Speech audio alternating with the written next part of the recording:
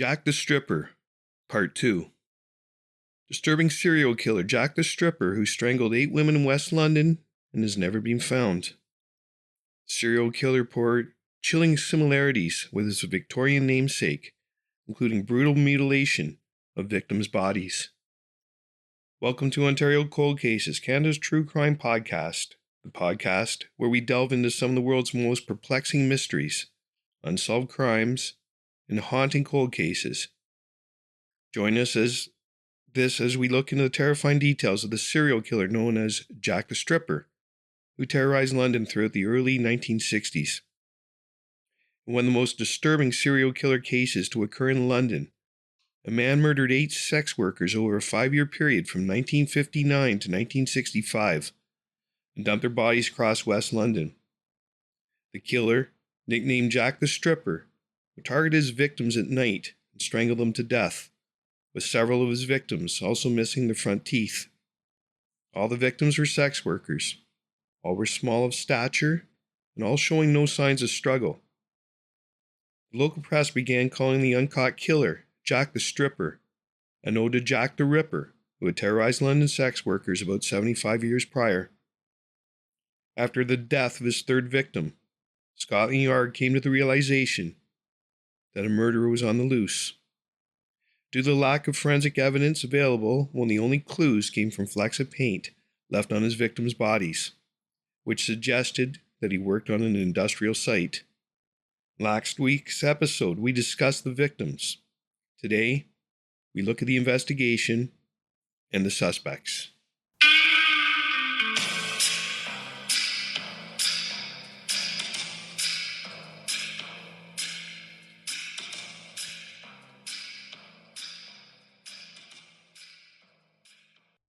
The investigation.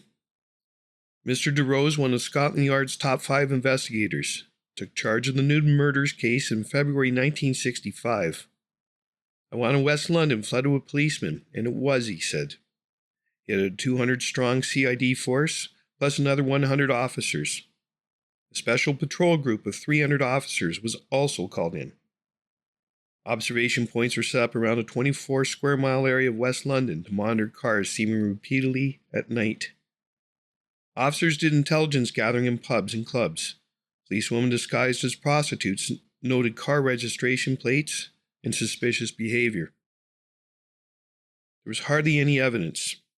Despite the victims being stripped, investigators didn't see signs of rape or sexual assault at the murder scenes. There were patterns to how the women were killed. For example, the killer seemed to use the victim's own clothing to strangle them. Occasionally, a victim would be punched. None of this evidence helped narrow their search. The investigation caught a small break when the 5th victim, 22-year-old Helen Bartholomew, was found with flecks of paint on her body. Forensic investigators determined that the pigment appeared to come from a spray paint gun used to fix dinged-up cars at auto body repair shops. 2 subsequent victims had the same paint flecks on them, leading investigators to believe that the killer worked in auto repair. A breakthrough came when dust and paint particles in the last 4 women revealed they'd been stored in an abandoned factory on Harrowing Trading Estate where Bridget was found. Police became convinced they had found the suspect's lockup store, where he would kill his victims before dumping their bodies. They were so adamant they had almost cracked the case that officers called a press conference to announce the net was closing in. This revelation appeared to startle the killer, who stopped his gruesome spree. One of Scotland Yard's top detectives, John DeRose, led the huge manhunt which involved hundreds of police officers. All 7,000 workers in the Harrowing Industrial Estate were quizzed, and plainclothes cops worked through the night recording number plates and patrolling the area. It was believed that the suspect was a small man, as each of his victims had been small and petite and easy to overpower. It was also believed that his job exposed him to spray paint, and that he had knowledge of a secure lockup store to store their bodies, and that he likely worked at night. Another tip came in on the killer's vehicle. On July 14, 1964, at around 2:30 a.m., 2 men painting a restaurant interior saw a suspicious figure with a gray van in the restaurant's parking lot. After they called out to him, the man, startled, drove off. A few hours later, the body of Mary Fleming was found in a cul-de-sac, a 10-minute drive away. Police began scanning the roadways for gray vans, but the clue never led anywhere. Investigators found themselves at a dead end. According to the writer Anthony Summers, Hannah Telford and Frances Brown, the stripper's third and seventh victims, were peripherally connected to the 1963 Profumo affair. Also, some victims were known to engage in an underground party and pornographic movie scene. Several writers have postulated that the victims might have known each other, and the killer may be connected to this scene as well. During the course of the investigation, 4 men were put in the frame as Jack the Stripper. Detectives probed suspects, including a dental surgeon, a mortuary assistant, and the victim's partners. Up next, the suspects.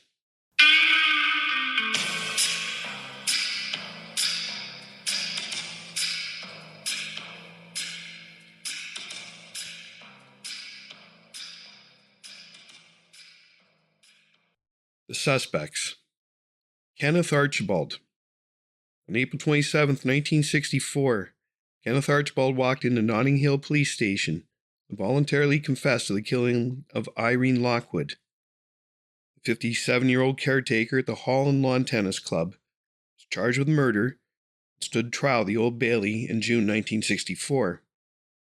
When asked to plead, however, he retracted his confession, and as there was no evidence to link him to the crime, he was found not guilty and acquitted by the judge. Mungo, Ireland.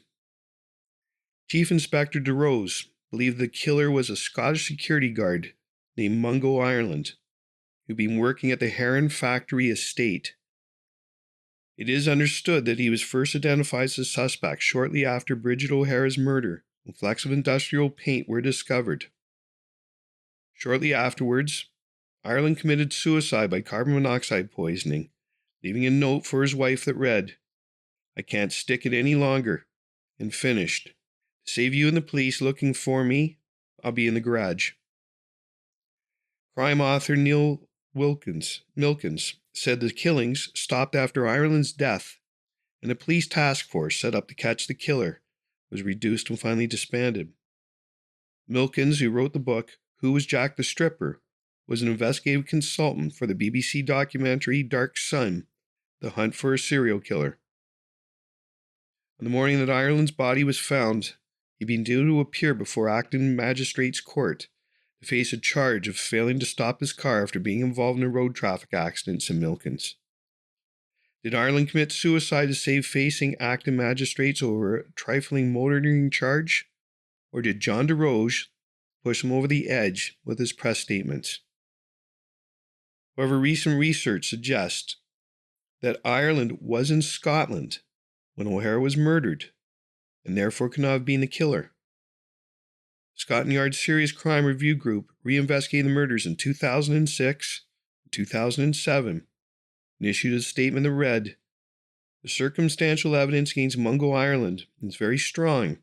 It was the view of the officers conducting the most recent review of this case that he was most likely to be responsible.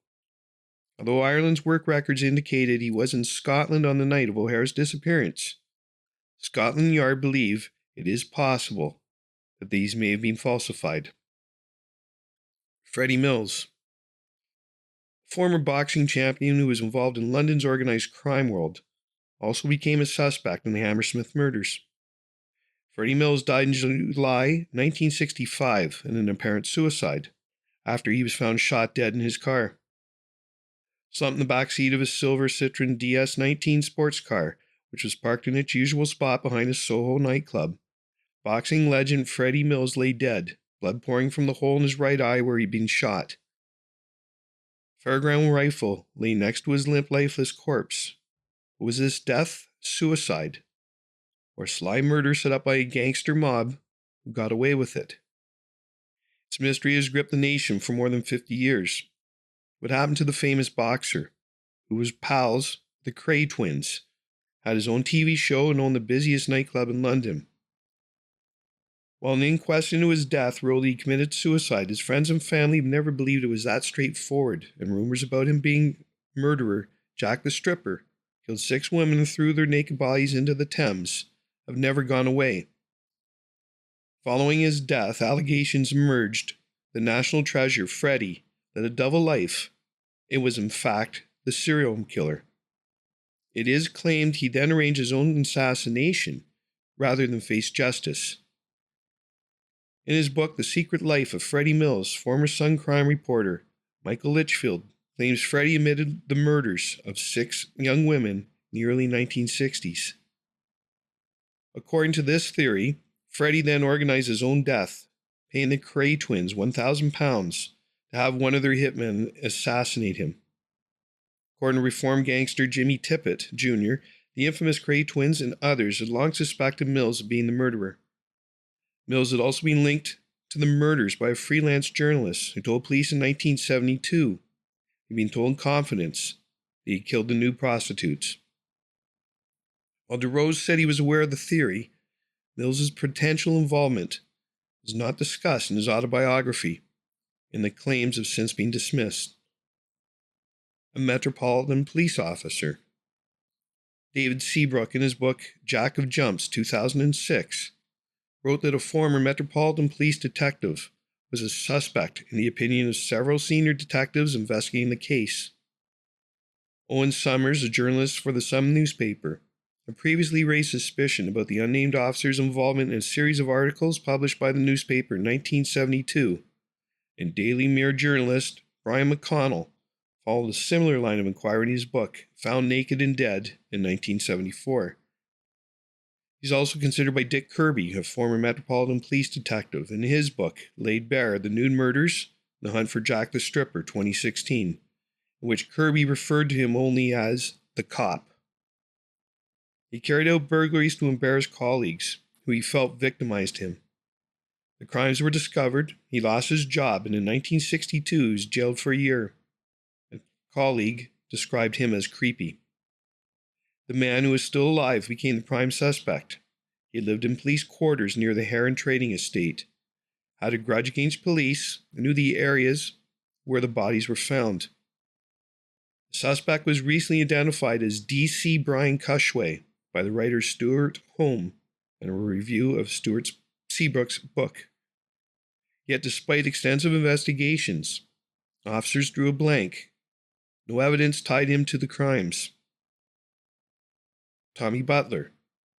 In their book, The Survivor, 2002, Jimmy Evans and Martin Short alleged the culprit was Superintendent Tommy Butler of the Metropolitan Police's Flying Squad. Butler died in 1970. Harold Jones. One of the most widely believed theories as to the identity of the stripper is convicted killer Harold Jones. In 1921, Harold Jones was a 15-year-old shop assistant when he killed Frida Burnell, 8, in arbitrarily Monmouthshire, before being acquitted to a lack of evidence, prompting locals to give him a gold watch to celebrate. 2 months later, he lured Florence Little, 11, back to his parents' home before hitting her over the head with a piece of wood, slitting her throat, and hiding her body in the attic. He pleaded guilty and went to prison, where he also admitted killing Frida. Jones was released from Wandsworth Prison in 1941, aged 35, and joined the Army, where he stayed for 5 years.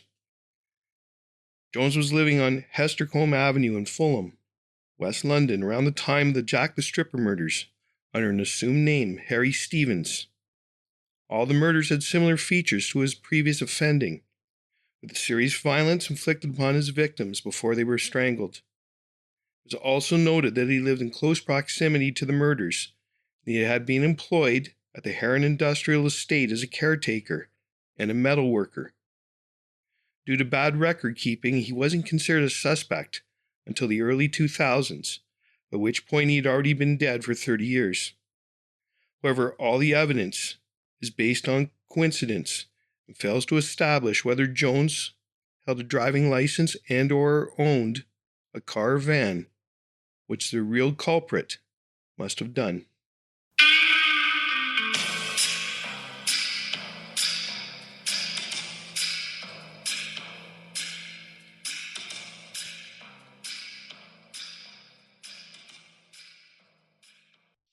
The killer.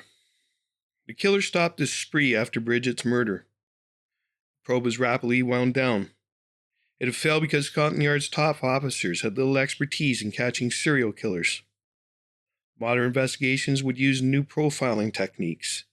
Expert geographic analysis reveals the killer probably lived in a small area stretching west from central Hammersmith or Holland Park. Today's detectives use such tools to narrow their search. It is sobering to think the killer could be alive today, perhaps in his late 70s. His crimes are largely forgotten, no doubt due to a lack of sympathy for the victims, seen as being outside of decent society. If you enjoyed this episode of Ontario Cold Cases, Canada's True Crime Podcast, make sure to subscribe and leave a review wherever you get your podcasts.